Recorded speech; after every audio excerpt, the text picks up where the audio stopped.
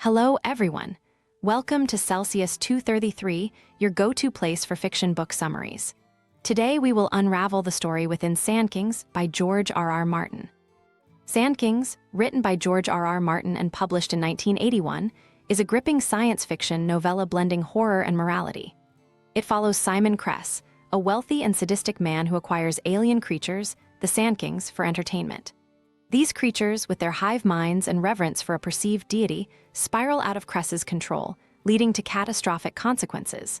The story delves into themes of hubris, cruelty, and the repercussions of unchecked power.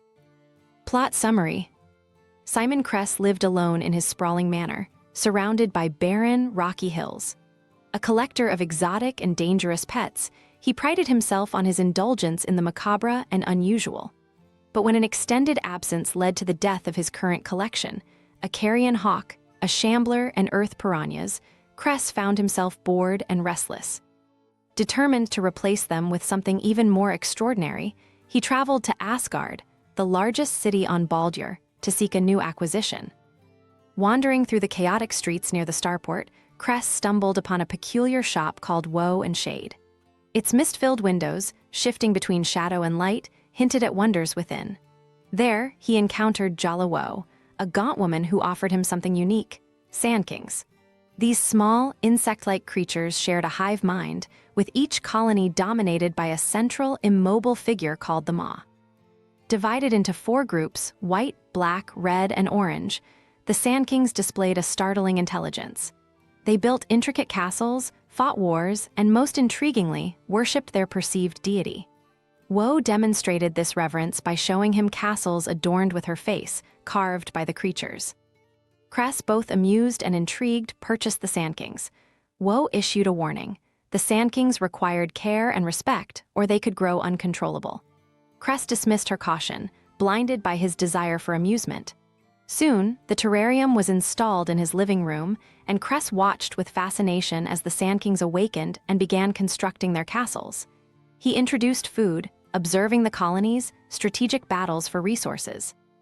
Over time, their castles rose in splendor, their walls bearing his image. His vanity swelled as he saw himself worshipped, but it was not enough. Kress craved more. To entertain his guests, Kress began hosting parties, showcasing the Sandkings' wars as spectacle.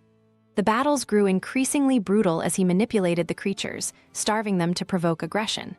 Friends placed bets on the colonies, laughing as the creatures tore each other apart. While most marveled at Kress's entertainment, others were appalled. Kath M. Lane, a former lover, condemned his cruelty and stormed out after one party. Her disapproval mattered little to Kress, who basked in the attention his Sandkings brought. As the weeks passed, the Sandkings adapted to Kress's manipulations. The Orange Colony, weakest from the start, dwindled further while the others thrived on violence. Their carvings of his face, once flattering, began to distort. Their likenesses twisted into grotesque parodies, their grins sinister and malevolent. Angered, Kress lashed out. He attacked the castles, destroying the structures and stabbing at the maws beneath. The Sandkings trembled but survived, their defiance enraging him further. In his fury, he tampered with the tank's environment, unleashing artificial rain that drowned their creations. Despite his efforts to assert control, the Sandkings adapted and persisted. They continued to grow, their resilience unnerving Kress. One evening, during an argument with Kath, she smashed the terrarium with a sledgehammer, unleashing the creatures. In the chaos, Kath met a grisly end as the Sandkings swarmed her. Kress, terrified, fled the scene, abandoning his once prized pets to their freedom. Returning cautiously, Kress discovered the Sandkings had escaped into his home and grounds. The white colony had established itself in his wine cellar, the blacks in his rock garden, and the reds in his neglected swimming pool. Their castles had grown larger, their numbers multiplied, and their carvings of his face had become more grotesque. The oranges, seemingly defeated, were nowhere to be found. Desperate to reclaim his home, Kress attempted to poison the colonies, but the maws thrived on the bait. As fear gripped him, Kress hired Lysandra, a mercenary, and her team to exterminate the creatures. Armed with flamethrowers and explosives, they launched an assault on the colonies. The black and red castles were destroyed, but at a great cost. The Sandkings' traps and sheer numbers overwhelmed 2 operatives. When the team turned their attention to the cellar, the whites mounted a fierce defense. A massive white Sandking attacked Lysandra, injuring her, and her remaining operative refused to continue. In his panic, Kress killed Lysandra and her operative, feeding their bodies to the whites. He sealed the cellar door, believing he could appease the creatures by granting them sustenance.